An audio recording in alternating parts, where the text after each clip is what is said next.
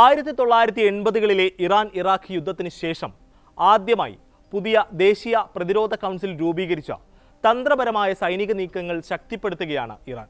June മാസത്തിൽ ഇസ്രായേലിന്റെയും യുഎസിന്റെയും നേതൃത്വത്തിൽ നടന്ന ആക്രമണങ്ങളെ തുടർന്ന് നിലനിൽക്കുന്ന സുരക്ഷാ ഭീഷണികളെ തുടർന്നാണ് ഇറാന്റെ പുതിയ നീക്കമെന്നാണ് അറിയുന്നത്. ഏത് നിമിഷവും ഇസ്രായേലിന്റെ ഭാഗത്തു നിന്ന് ഇറാൻ ഒരു ആക്രമണ സാധ്യത കാണുന്നുണ്ട്. സുപ്രീം നാഷണൽ സെക്യൂരിറ്റി കൗൺസിലിന്റേതാണ് പുതിയ സംഘം രൂപീകരിക്കാനുള്ള തീരുമാനമെന്നാണ് ഔദ്യോഗിക മാധ്യമങ്ങൾ റിപ്പോർട്ട് ചെയ്യുന്നത്. വാർത്ത വിശദമായി പരിശോധിക്കാം. സ്വാഗതം ഇൻഡെപ്തിലേക്ക്.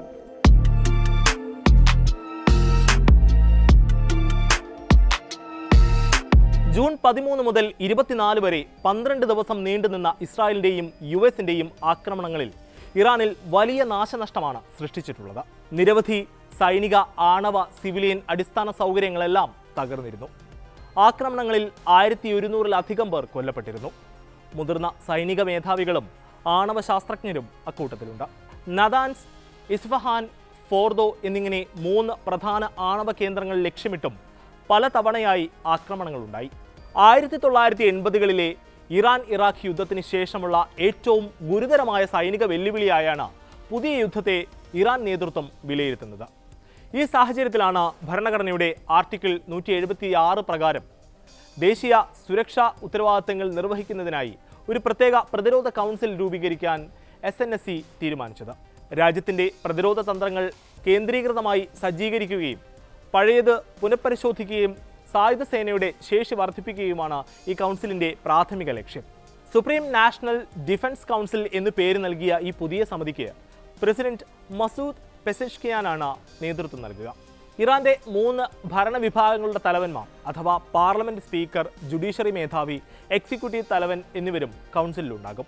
ഇതിനു പുറമെ ഇസ്ലാമിക വിപ്ലവ ഗാർഡ്, IRGCയുടെ കമാൻഡർ ഇൻ ചീഫ്, സൈനിക തലവൻ, സെൻട്രൽ ഖാത്തമുൽ അൻബിയ ഹെഡ്ക്വാർട്ടേഴ്സിന്റെ കമാൻഡർ, ഇന്റലിജൻസ് മന്ത്രി, പ്രതിരോധ വിദേശകാര്യ മന്ത്രാലയങ്ങളിലെ മുതിർന്ന ഉദ്യോഗസ്ഥർ എന്നിവരും കൗൺസിലിൽ അംഗങ്ങളായിരിക്കും.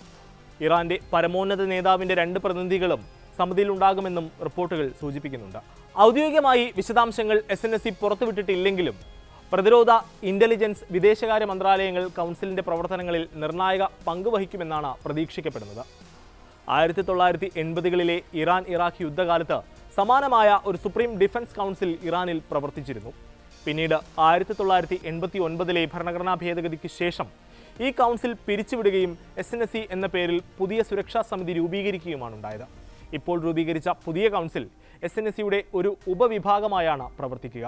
യുദ്ധകാലത്തെ നേരിട്ടുള്ള കമാൻഡിനേക്കാൾ കൂടുതൽ സ്ട്രാറ്റജിക് ആയ ഇടപെടലുകളായിരിക്കും കൗൺസിലിൽ നടത്തുക.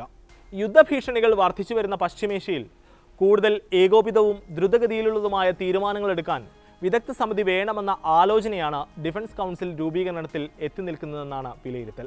ഇറാന്റെ പരമോന്നത നേതാവ് ആയത്തുള്ള അലി ഖാംനെയാകും സമിതിയുടെ തീരുമാനങ്ങളിലും അന്തിമ വാക്ക്. എന്നാൽ രാഷ്ട്രീയ, സൈനിക വിഭാഗങ്ങൾ ഉൾപ്പെടെ രാജ്യത്തിന്റെ വിവിധ മേഖലകളുടെ ഏകോപനമായിരിക്കും കൗൺസിലിലൂടെ നടക്കുക. ഇറാന്റെ പ്രതിരോധ നയത്തിൽ ഒരു നാഴികക്കല്ലായാണ് കൗൺസിലിന്റെ രൂപീകരണത്തെ വിശേഷിപ്പിക്കപ്പെടുന്നത്.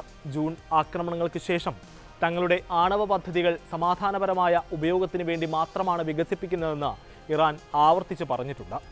ഇറാന്റെ വിദേശകാര്യമന്ത്രി അബ്ബാസ് അറാഖ്ചി യൂറോപ്യൻ രാജ്യങ്ങളുമായുള്ള ചർച്ചകൾക്ക് മുന്നോടിയായി ഇറാന്റെ യുറേനിയം സമ്പുഷ്ടീകരണം സമാധാനപരമായ ലക്ഷ്യങ്ങൾക്ക് മാത്രമാണെന്ന് വ്യക്തമാക്കിയിരുന്നു.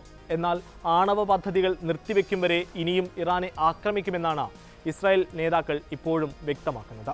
പ്രധാനമന്ത്രി ബെഞ്ചമിൻ നെതന്യാഹു മുതലുള്ള നേതാക്കൾ അക്കാര്യം ആവർത്തിക്കുന്നുണ്ട്. ഇത്തരമൊരു പശ്ചാത്തലത്തിലാണ് 12 ദിന യുദ്ധത്തിലെ സുരക്ഷാ പാളിച്ചകളെല്ലാം അടച്ചുള്ള വലിയ സൈനിക നീക്കത്തിന് ഇറാൻ തയ്യാറെടുക്കുന്നതെന്നാണ് പ്രതിരോധ വിദഗ്ധർ വിലയിരുത്തുന്നത്.